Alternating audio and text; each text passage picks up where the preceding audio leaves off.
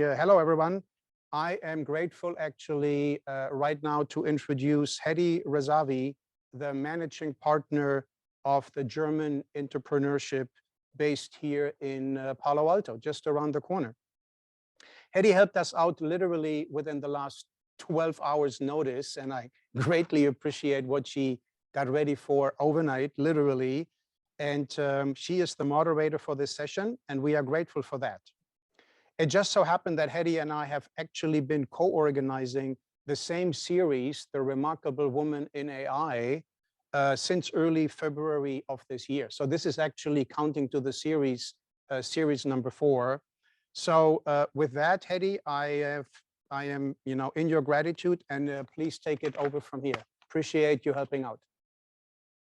Thank you, Thomas. It's a pleasure to be here and to have the opportunity to moderate a discussion among this truly remarkable group of women in AI. At German Entrepreneurship, we empower entrepreneurs and innovators to cross borders and expand their businesses internationally. And I lead our Global AI Competence Center that has the mission to enable the adoption, expansion, and internationalization of AI technologies and solutions around the world. As a former female founder of a Silicon Valley AI startup, I believe that the gender diversity topic needs to be an integral part of the AI discourse, especially in a year that McKinsey calls the breakout year of AI. And our goal, along with Thomas and Transatlantic AI Exchange with the Remarkable Women in AI initiative, has been to inspire all genders to take steps towards addressing the gender gap in AI. And to set some stage here, I'd like to share some alarming statistics that Dr. Caroline Simmert from Stanford had kindly shared as part of her preparation for this panel. And she shares that what we know is that currently AI and Web3 tend to exclude half the population. Women hold 22% of AI jobs globally. Germany has a large gender gap, with 16% of the estimated AI talent pool being women. Across Europe, about only 19% of overall information technology degrees go to women. And here in North America, women earn 18% of CS PhDs in AI only. So these numbers have not really moved. Similarly, according to BCG, only 13% of startups include a woman on their founding team, and fewer than 3% have an all-female founding team as well. So in her research, Caroline and her team see consistently that women are less likely to be hired and promoted in technical fields, even when controlling for performance. And this is especially true for women of color. With all that said, today we want to change the narrative and center the thought leadership of prominent women in AI and issue a call to action. The relevance and the future of the field is at stake as one that will be known as inclusive or not, representing the broad interests and voices of society or not. And today we have 5 experts joining us who are sharing their thoughts about this topic as it relates to the industry as a whole, but also their careers and work environments. So my first question to each of you on the panel is to please tell us who you are and what you work on, but also a very interesting problem technology area and question that you think about and you're working on right now. And I'll go through and I will introduce each person to stage. So let me start with Terra. Terwilliger is the Director of Diversity, Equity, and Inclusion and Strategic Projects, Office of the COO at Google DeepMind. So please, Terra, the stage is yours.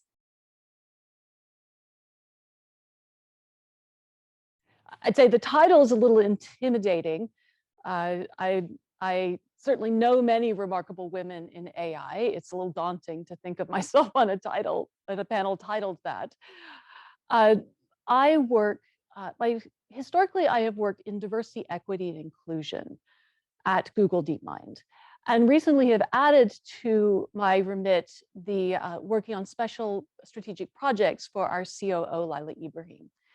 What that means is that I'm increasingly bringing that lens of diversity, equity, and inclusion to complex cross-functional initiatives where we need to be thinking about equity, because equity is so foundational to the artificial intelligence field. We have an opportunity to get it right or to get it really wrong. So something I've been working on recently, which is much in the news, is this question of AI governance and how do we bring the lens of equity to how we're going to govern this important and powerful technology. Thank you so much, Terra, for sharing that. And there's, of course, there's a lot to be said about AI governance, and it's a topic that is of global interest, especially in our work in Europe and Asia.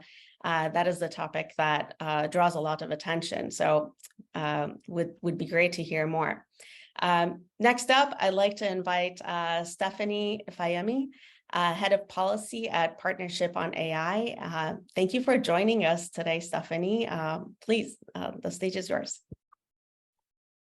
Hi, everyone. It's lovely to be here today. I'm Steph Ifayemi. I'm the Head of Policy at Partnership on AI. And I thank you to the organizers for having me. I think similar to Terra, it's sometimes, you know, the title is very much daunting, and I know so many fantastic women in this space, so it's genuinely an honor to be here. I think a key question I've always been thinking about in my career is building responsible sort of technologies, right? And what does that mean in the AI space, particularly now when we're sort of building large-scale AI models? I think a question I've always sort of come back to is how do we design, develop, and deploy technologies in a way that sort of protects people and society? And so I think a few sub-questions that come up for me when I'm sort of answering that question about what design and development should look like is, what are the sort of values that we think should be sort of embedded in the technologies that we design and develop? And Terra, I think you mentioned equity and inclusion as the sort of key things that sort of guide your work. And I think that that is similar for me. I think second is who gets to have a say when it comes to what that actually looks like when we sort of talk about promoting equity and inclusion, who has a seat at the table and is able to participate in those discussions. And last, how do we come back to traditional processes, right? I think we understand that a lot of the processes that we've used to design, develop, deploy technologies in the past, some very strong, but some might need updating. And so what does that look like? How do we take the values and take these potentially new people at the table and also use that to redefine the ways that we sort of put policies in place as well? I started my career in government. So I started at the UK government, where I led the UK's work on AI technical standards. I've worked across many different technologies, so AI, but also quantum, the internet. And a lot of my work has been, how do we sort of get the benchmarks, the definitions, the standards that promote safety, security, et cetera, in these technologies? And I think that a lot of my work traditionally has been looking at the way we've done that for you know, everything from your fridge to your cooker, everything has standards in it.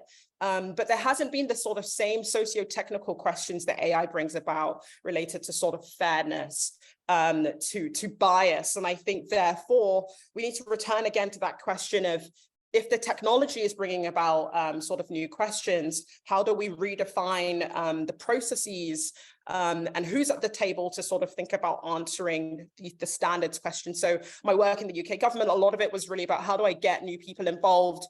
I developed and deployed something called the AI Standards Hub in the UK, which was announced in the UK's AI strategy last year, which is really intended to get new people, civil society folks, and educate folks on how to sort of engage in the standards process. And then lastly, I think this is something that I very much continue to do in my career at Partnership on AI. We're a nonprofit that is made up of 100 partners across many countries, I think 14 countries at the moment. We bring together industry, civil society, and academia to sort of think about tools and processes that can help AI be responsible. And I do have much more to share later on, but I will stop there. Thanks again, Heidi. Thank you, Stephanie. This is wonderful. And you're absolutely right in that AI is really breaking a lot of the traditional ways that we think about inclusion and development of new products. So you highlight an area that is rich rich as a topic, and there's a lot of value in talking about those. Next, I'd like to invite Eman Barhoumeh, AI Product Management Director, formerly at Meta. Welcome as well. So the stage is yours. Thank you for having me here, and definitely humbled by the women that I see here and the women that I know in the industry. So I come from a humble place. I was born in Jordan to a mother who was a teacher and a father who was a painter. And I got an opportunity to come here and study computer science and start my career in product management. And throughout my career, I helped companies go online when the age of the internet was coming on. I also helped companies engage with customers when the age of mobile came about. And then I helped companies operate online when the cloud became so prevalent. Now, with all of this, with the companies operating online, data became so important. And I noticed something that was really, really different about how we were building products, which all of a sudden it's predictive algorithms and predictive modeling was becoming interesting way to build products. So I got a chance through my career to apply that to fintech, where we were basically trying to build more affordable packages for insurance for customers that matches what they need at affordable prices. I also got the opportunity to apply predictive algorithms to the area of safety. Stephanie talked about safety. Safety is a very near and dear area for me. And when you look at it in the transportation industry, and all of a sudden you can see rides across the platform happening, you notice that rides, for example, that end up in a good outcome versus rides that end up in violence and sexual assault have different patterns. And you can say that sexual assault and violence is something that happened in our world, but you can take a different approach through technology and say, no, these patterns we can see, and maybe we can use predictive algorithms to actually outline that there's an incident that might happen and intervene and prevent a sexual assault from happening. That got me hooked on AI. I really understood the power of AI. And since then, I've decided to dedicate my career as a product manager in AI. And right now, I'm applying generative models and LLMs to figure out how to take knowledge of the world so we can better solve the problems such as safety and others. I also was the founder of the Product Management Center in the University in Washington, here in Seattle, where I live. And it's aiming to basically find people and improve product management as a way to help take underrepresented minorities, bring them into product management as a way to contribute to the world and bring different voices. I love that you have been focused on applications of AI with social impact, and thank you for sharing about your background and where you got your start from. And it sounds like that has been impacting how you think about the application of this technology and what it can do in the world. So thank you so much for that. Jasmin, it's great to have you back. So let me invite you on stage. So Jasmin Dave is the Senior Director of Global Corporate Events at NVIDIA. Welcome back, and would love to hear your perspective on this question, and please tell us what are some of the interesting areas of technology or problems that you have been thinking about and working on. Yeah, absolutely. So I've been at NVIDIA for about 15 years. I've seen technology change, AI, recent times. I guess as part of my world, you get to see it at firsthand. You're the people on the ground that are able to see it at firsthand with inclusion and diversity and what's going on there. And so our concept at NVIDIA has always been that it's everybody's job to make sure that that we have a good, diverse, and inclusive conferences and events. And I think it starts there, to be honest. I know we have a lot of research and a lot of things that we're all doing, but if we're not sharing with one another, if we're not including one another, if we're not inclusive of different races and genders, then it doesn't get solved. So my job is to make sure that at my events and conferences, we do have a diverse, inclusive group. We are talking about personalization and captioning for those diverse groups that are not able to hear the different accents or have disabilities. So we are the eyes on the ground, as I say it at NVIDIA, and being able to kind of jot down the issues where we see it from the ground up. Excellent. So it sounds like you think about this topic that I get to think about in the context of, sessions like this, but you get to breathe this topic and think about this topic on a daily basis. And that's amazing. I'm sure there are a lot of great experiences you can you can share with us moving forward. So thank you all for those introductory remarks. I'm gonna now switch a little bit and ask a different question of each member of the panel. So a question for Eman. The field of AI and Web3 are growing rapidly, as you know. And what do you think are key opportunities in this space that our attendees here should know about? Oh my gosh, there's so much opportunity in AI. So we're building human intelligence, right, into artificial intelligence, right? So artificial intelligence really is fueled by our knowledge. And our knowledge has been documented over the years by the internet where we shared it, or the books that we have written. And we've taken the internet and we've taken all these books and we fed them into these algorithms and trained our knowledge. And then the outcome comes this large language models. Now, these large language models, what are they really, really good at? What they're really good at is understanding patterns, best practices of all our knowledge. They are able to articulate those patterns in a way that we can prompt and ask those questions about nuances of these knowledge pieces and get an answer through generative text. Now, the opportunities that I see is, how do you apply knowledge of the world? And be more specific, how do you take these patterns that exist in the world to help you better solve problems? Because I'm a big problem solver. One of the things that we would do is it would accelerate your development cycle.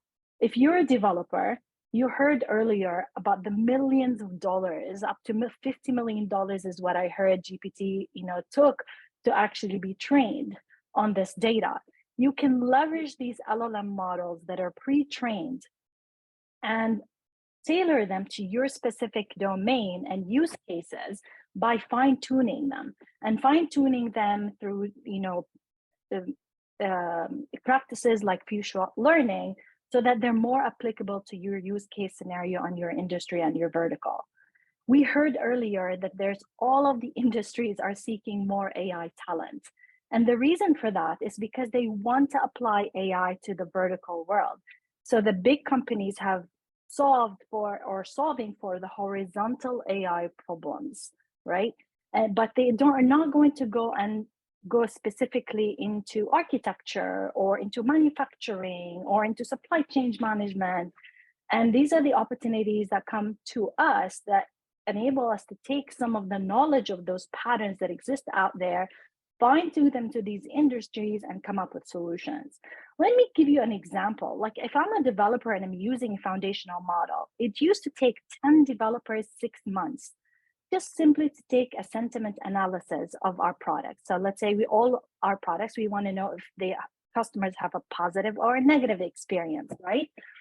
It used to take 10 developers 6 months. Now it's just few lines of code, leveraging LLM, which is a huge time save. You no longer have to start from scratch if you're an AI developer. or if you're even a developer, because now you can leverage patterns that exist in the world and prompt a specific code that gets generated for you for the use case that you want, and you can just tweak it. This is going to lower the barrier to enable more developers into coming into AI, which we need desperately because all of these jobs in the vertical industries are happening. The other one, for example, is how do you leverage the knowledge of the world so that you can better the experience? So for example, in robotics, I heard robotics earlier being mentioned as well. For the first time, robotics can leverage large language models to understand context of the world. So when they can see the world, they understand, what am I looking at? And the reason they understand what they're looking at, because of that knowledge being stored. Previously, you had to program every single one of these scenarios. Now with large language models, you no longer have to do that. So if I was an e-commerce website, also I can use those patterns in the world. For example, if I have a teenager coming to my website and I'm selling product, I can ask the LLM, what are the trends that are happening for teenagers today? And the reason the LLMs can answer this, because they're now all being hooked to the internet, so they understand what's happening today. So you get that knowledge of what the teenagers are interested in and what type of products, and you can automatically implement personalization at the next level that we haven't seen in the past. These are examples. So point number one, which is the opportunity, leverage the patterns of the world, either to not start from scratch or to learn insights that can improve your experience so that you take it to the next level. The second thing I want to talk about is for startups, right? Near and dear to my heart, all my parents and my family, they're all small business owners and entrepreneurs. I'm probably the odd person out because I work in corporate. One day I will get there. I'm not ready yet from a life stage perspective, but I will get there. I will follow you.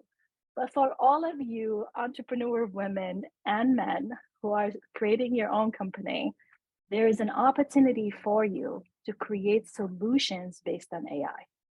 Now, these solutions are unique to the industry and the vertical because the horizontal problems are being solved, but it usually requires the integration and usage of multiple different tools.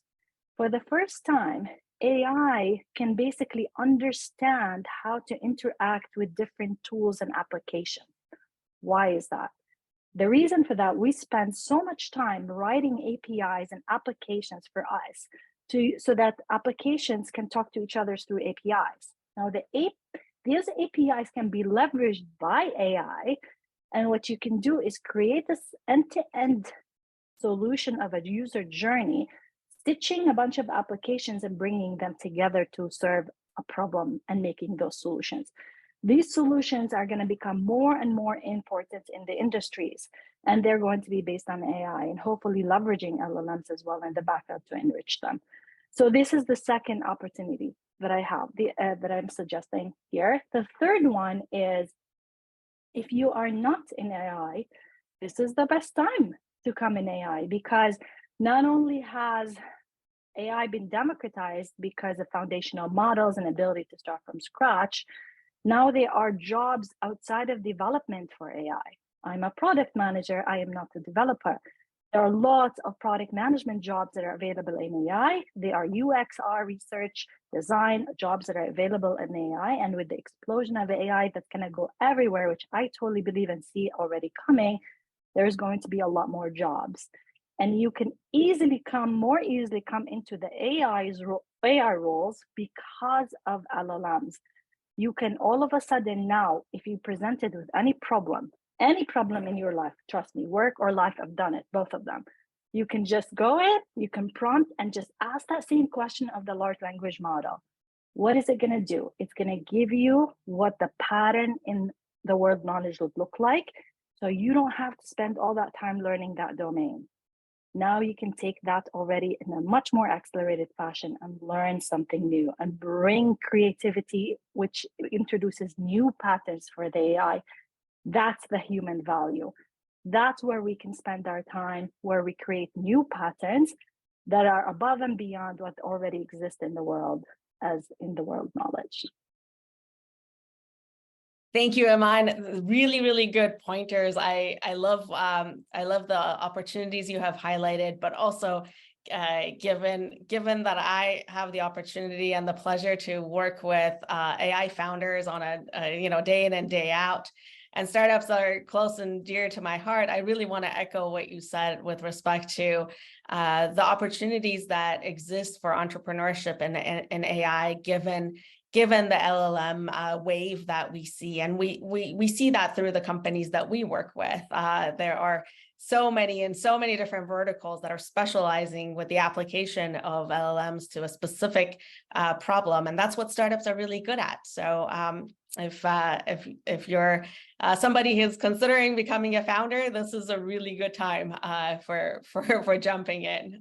So thank you, Eman, for those remarks.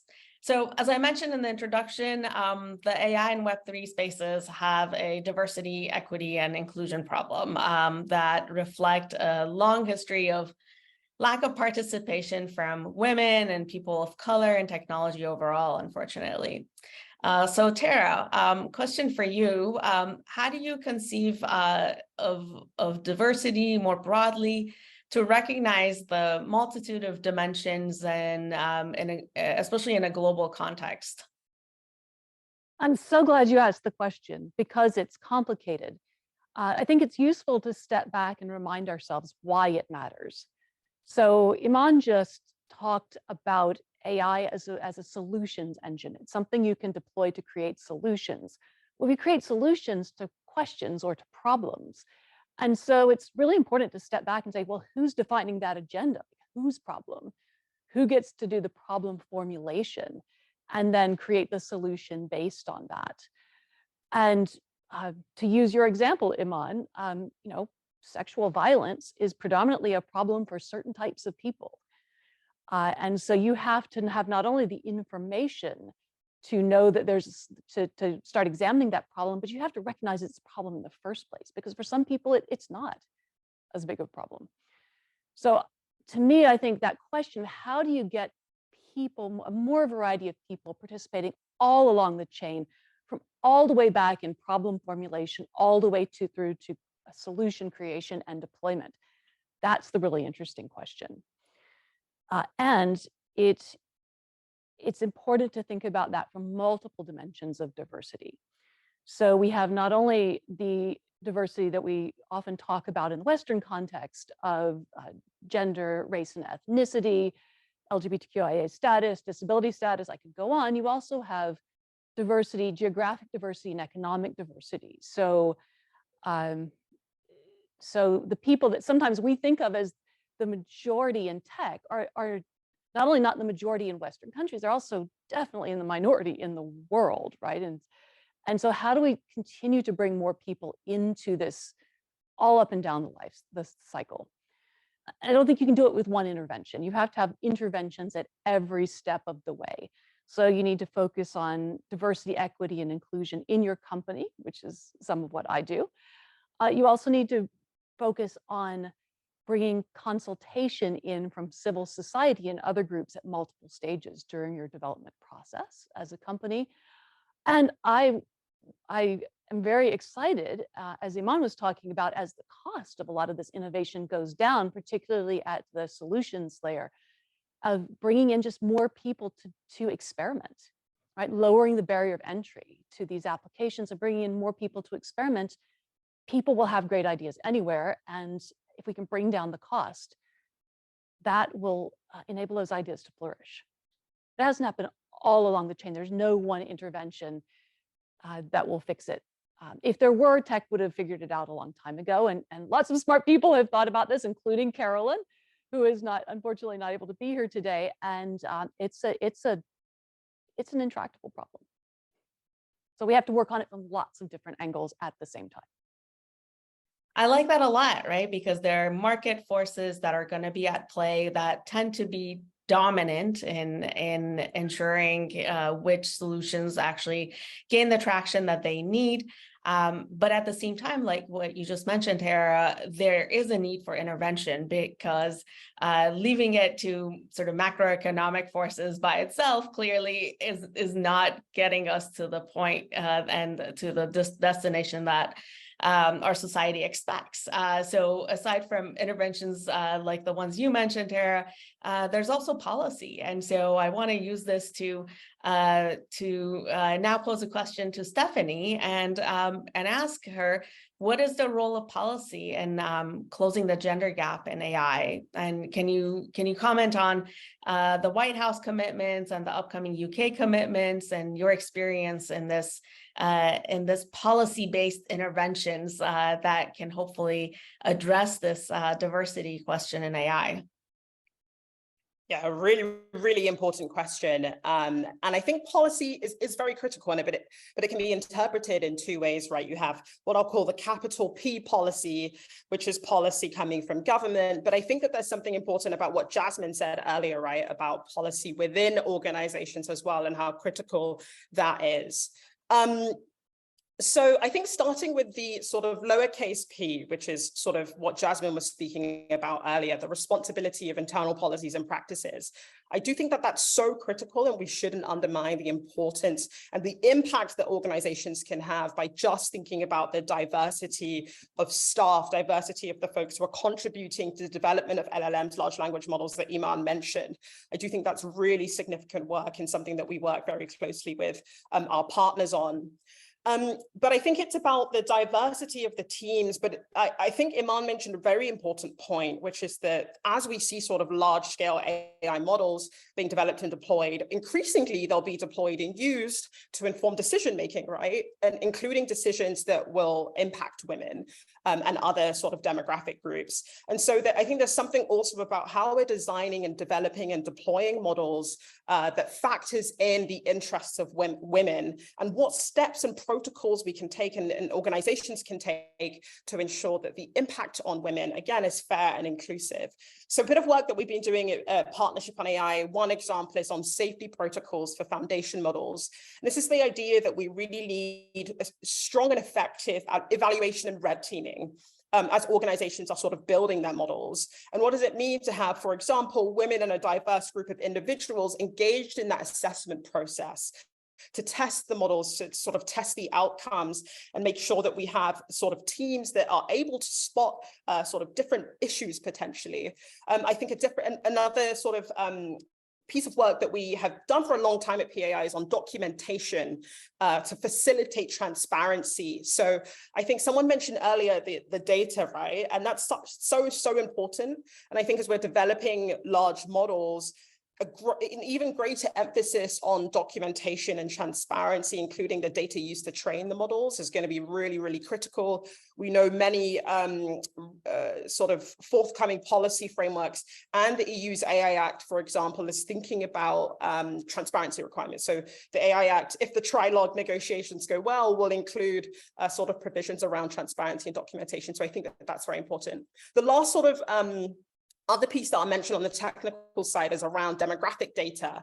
And we released a white paper in the past around demographic data use. I think it's a challenge because the FTC, for example, in the US had a call for comment, a request for comment last year around data security and the types of data and how it's collected and used to train models.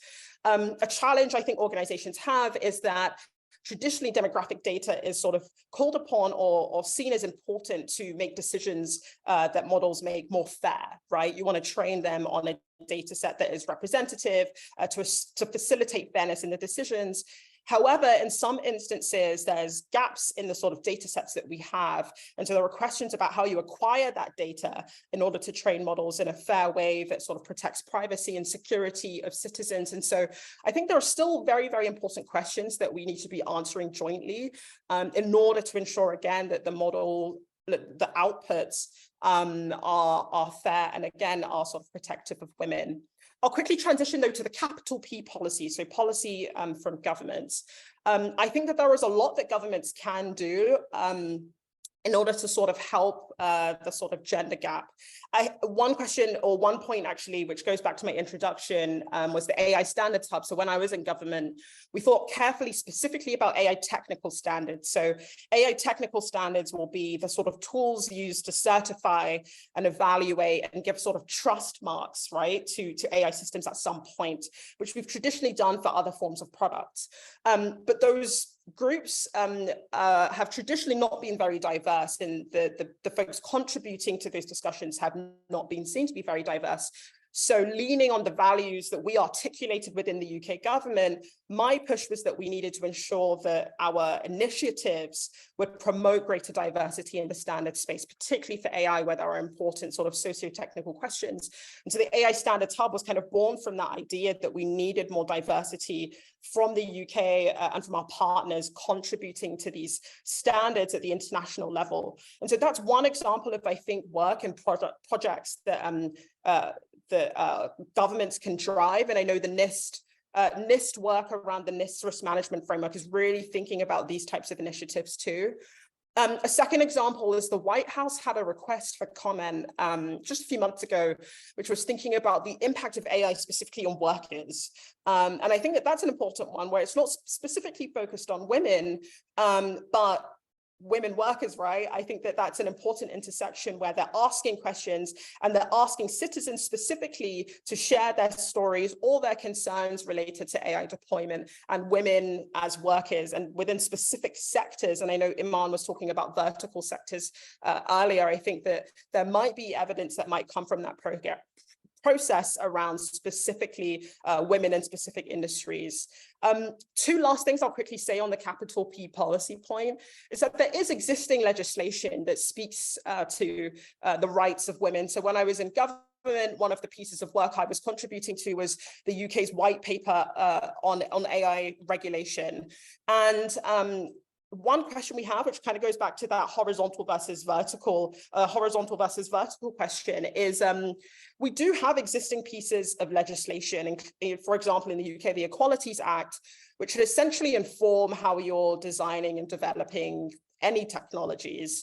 And it talks about the rights of women and sort of protecting sort of gender equities in this piece of legislation.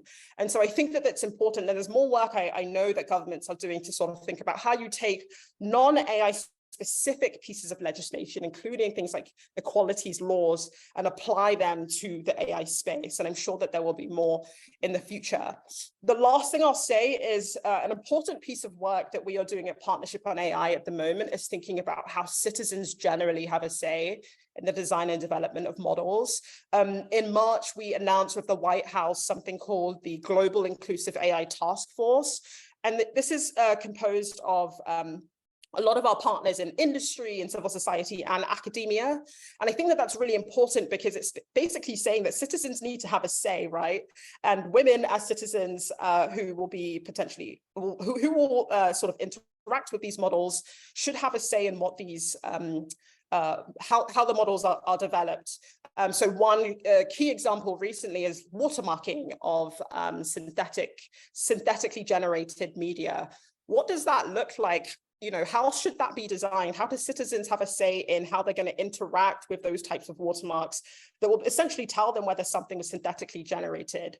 And so what we are doing is hoping to develop a blueprint which advises AI labs on how they can get citizens engaged in the process really early, really thinking all the way back to the R&D stage through sort of pre-deployment at the deployment stage. So those are a few examples where I think, again, internally within organizations, but also thinking about the role of public policy and government, that we can really sort of make sure that our sort of equalities related to gender are very much protected. Thank you, Stephanie. Thank you for sharing those thoughts. And of course, then you know, it matters a ton when we think about policy. There's a lot of debate around you know, policy around AI, and you had a really good reminder in terms of some of these policies, some of the existing policies, not necessarily around AI, can actually be used. We can learn from those with respect to previous technologies. And so why not take advantage? So in line with what Eman was emphasizing it, in that there's no point in reinventing the wheel and defining patterns. Well, there may be patterns that we can look at through policy for technologies and learn from those and apply them to AI as well. So very insightful, and thank you for sharing that. So we've covered opportunities in AI. We've covered some of the interventions at the organization level.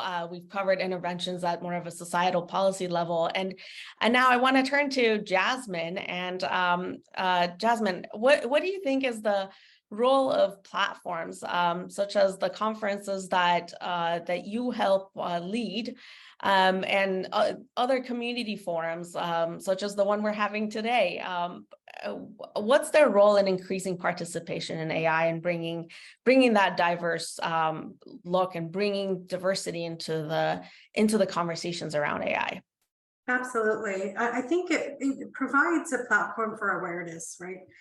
If we're not talking to each other, if we're not gathered, and we're not representing, even in a forum or a community forum or a meetup, you're not gonna have a view of the community, of the entire whole diverse group.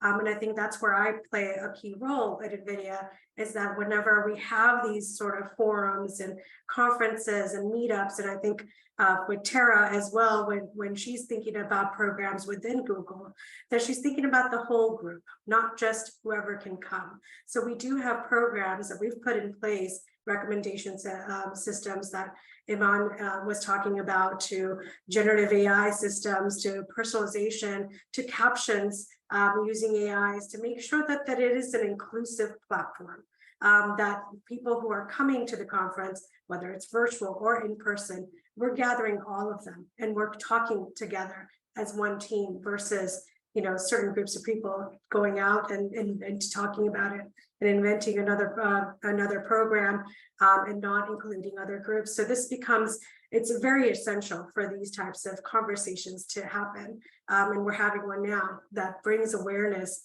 to everybody about the gender gap and diversity gap, and how do we bring that forward, right? Conversations are important, awareness is important, and with conferences, forums, and meetups like these, that it becomes a very important. We just need to keep talking about it and find solutions.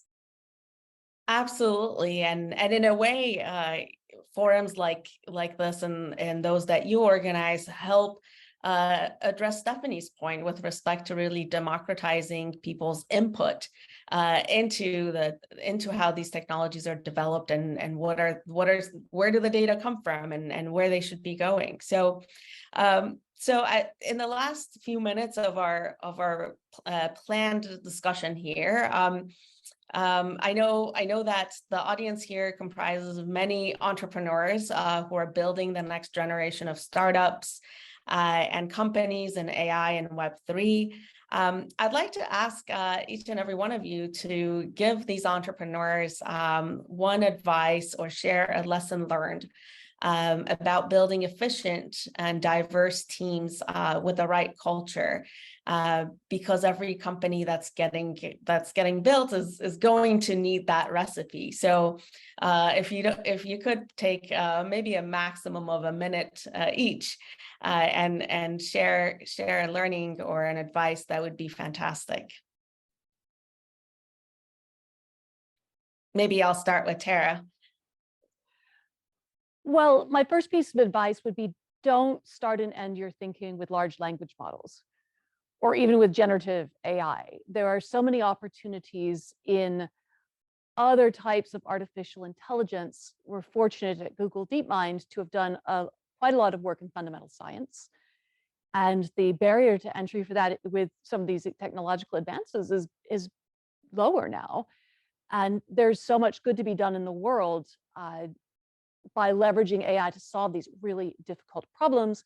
But also say that, at least in the studies that have been done in the US and the UK, you're more likely to attract a diverse team that way, because people from a wide diversity of backgrounds want to join places that are doing something good. in the world. That's a differentiator with young people, it's a differentiator with women, it's a differentiator with many groups of people of color. So think big, think fundamental, and diversify your team right from the start, because it only gets harder. That's excellent. Words of gold there. I wish someone had told us that when we were starting our company. But absolutely, you're absolutely correct. No matter what venture you choose, it's going to be hard and it's going to be a lot of work. So you might as well focus on solving big problems and the problems that you truly care about. So turning to Jasmin now, what is your advice?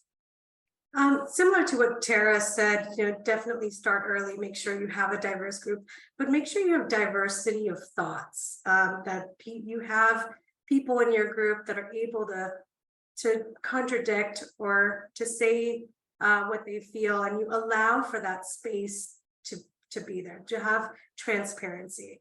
Not necessarily, I may not have all the diverse groups in my team, but they're thinking about it and they're able to speak up and they're able to empathize from those groups and being able to have those voices at the table. So allowing for if you are becoming a startup, to start that culture from the beginning of transparency, of openness, to be able to share their views and to have that inclusive views being accepted. Very important, and thank you for sharing that. It boils down to the culture ultimately, and that not only allows for that, but probably celebrates diverse thinking. Stephanie, what are your thoughts on this?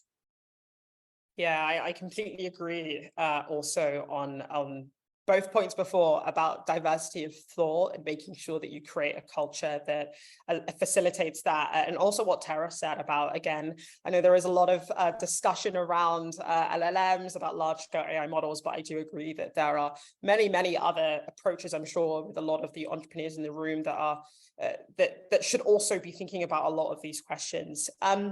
But I think for me, it's definitely about in the internal policies, it's about diversity, but I think it's about thinking about the impact of what you design will have on the world. And I do think, not to repeat our mission statement at PAI, but it really is about protecting people in society. And I so strongly believe that.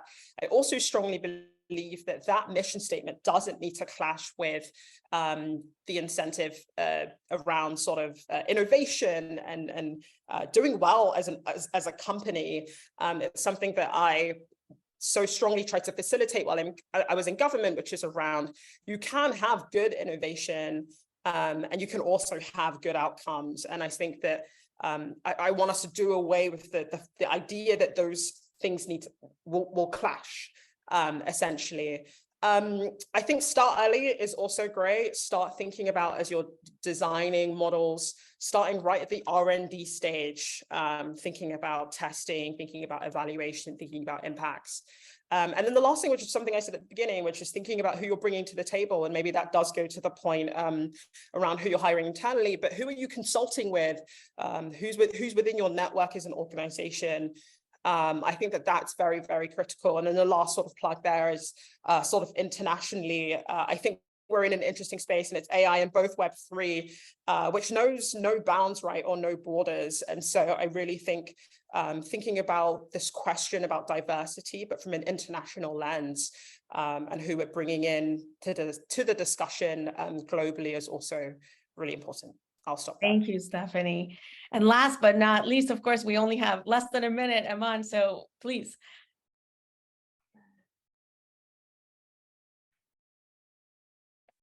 I think you're on mute. Many development organizations are very familiar with the concept of tech debt, which is when you hack a problem and you basically accumulate tech debt because you need to fix it the right way. But there's cultural debt. And this culture debt is very, very hard to fix if you do not start from the beginning and you make sure that you have the right team in place that is diverse. We need more women in AI for sure. We do not have enough. You see some of us here, there's some more, but we need a lot more than we have. If we are in the knowledge-based AI world, how can that knowledge be based on just specific kind of cultures or thought or race? It has to be diverse, and it's proven that diverse teams will result in better AI. And I talked about earlier about patterns and how to use patterns. Patterns will save you time from development cycle.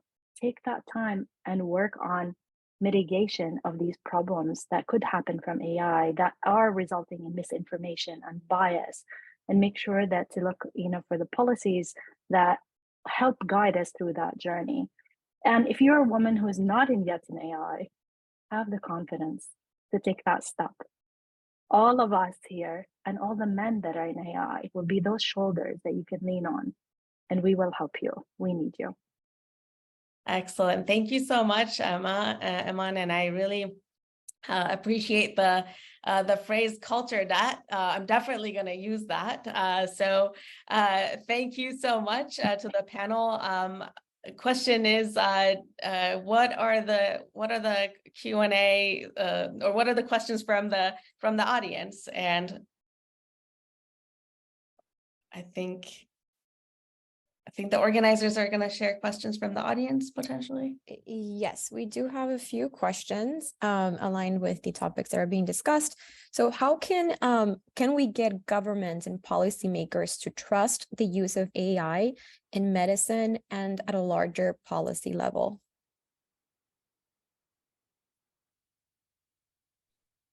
Maybe I'll shoot that over to Stephanie and see what her thoughts are on that topic.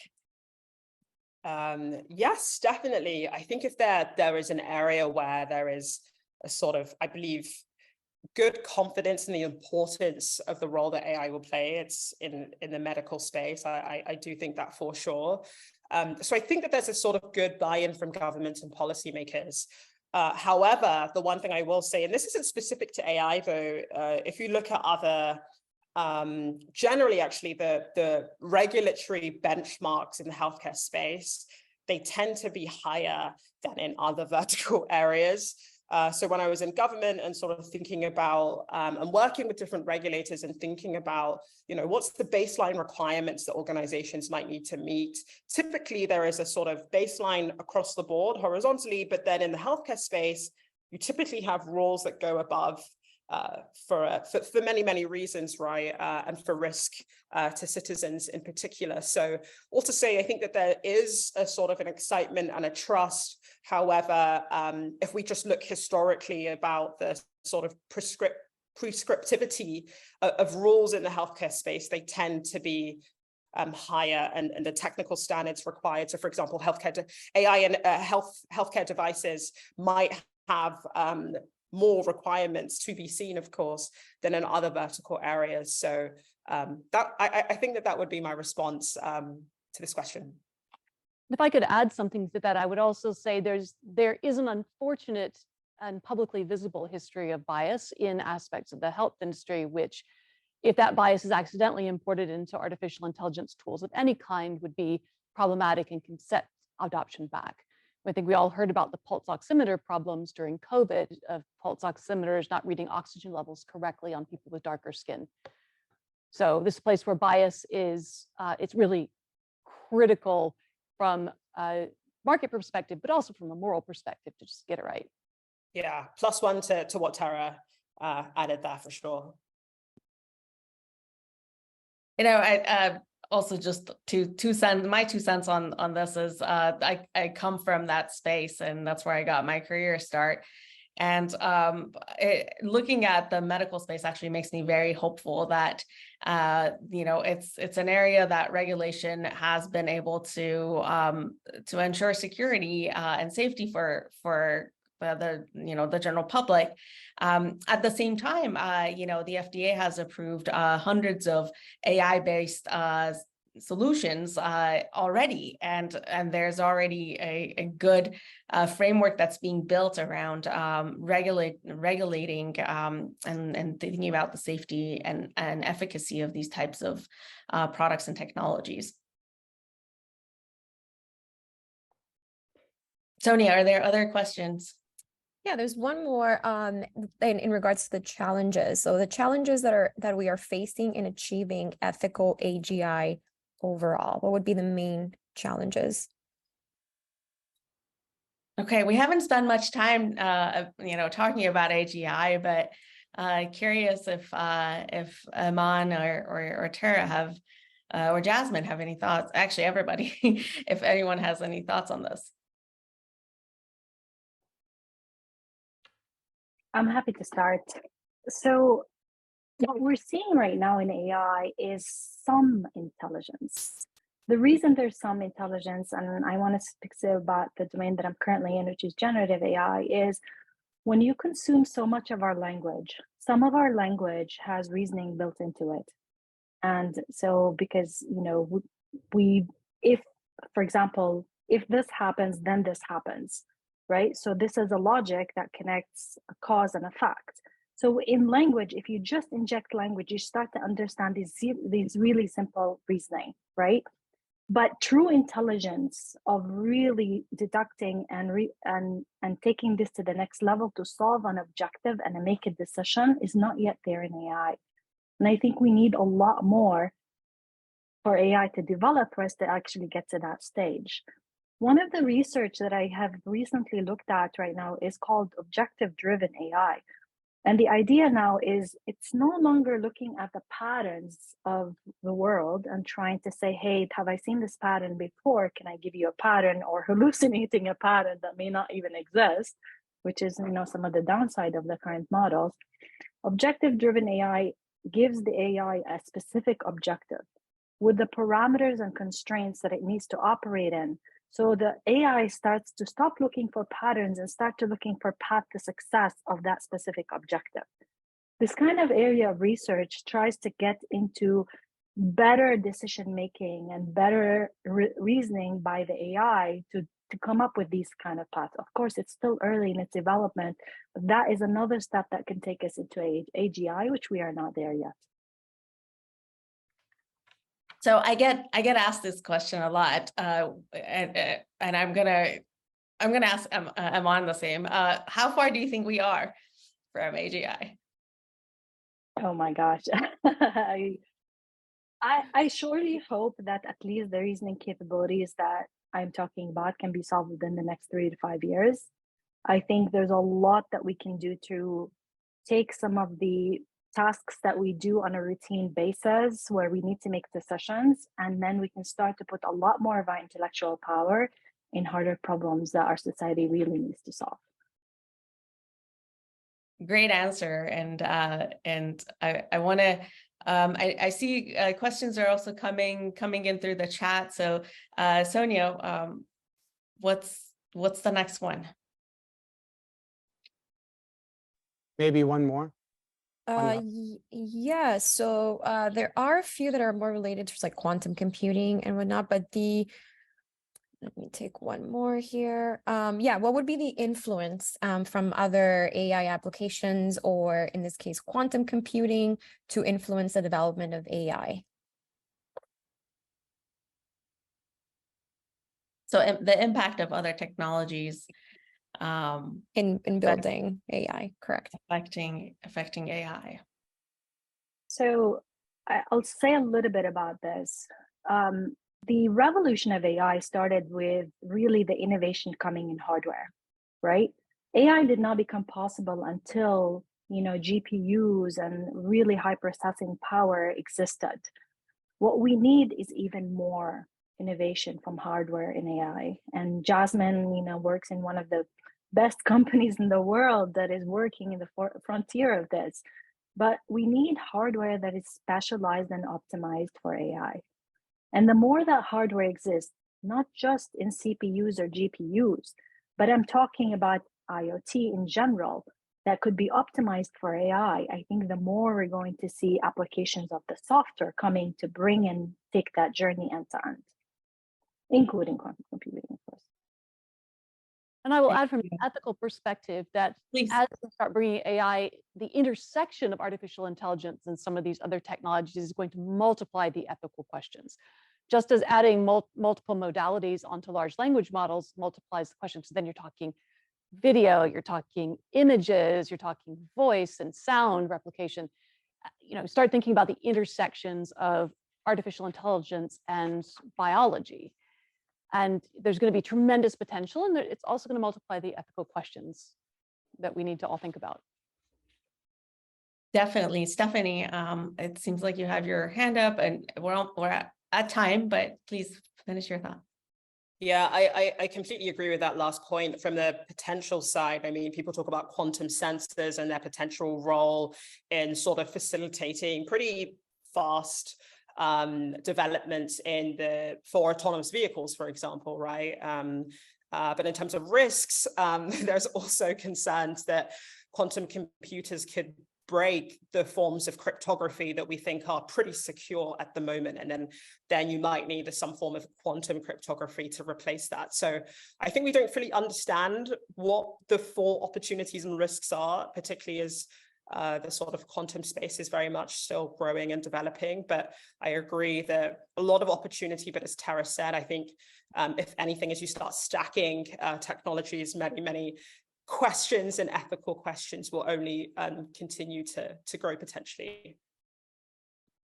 Excellent. Well, I know we are at time, and I want to thank each and every one of our panelists for taking the time to participate. It's been a pleasure being part of this discussion with you all, and looking forward to having more of these types of conversations that really put the spotlight on this very important topic. So with that, I will turn it back to Thomas for the rest of the program. Thank you, everyone. Excellent. A big thank you to all of you. Don't run away. Oh. Don't run away. All right, no running just away. give me 1 minute. So first of all, I want to send best wishes and speedy recovery to Carolyn, who hopefully has listened to this presentation from home. So, hopefully you feel better very soon. I want to personally thank you. I'm actually very honored to have you here. I didn't know that you actually came all the way down, because for me, I spent 10 years way back when in the graphic industry.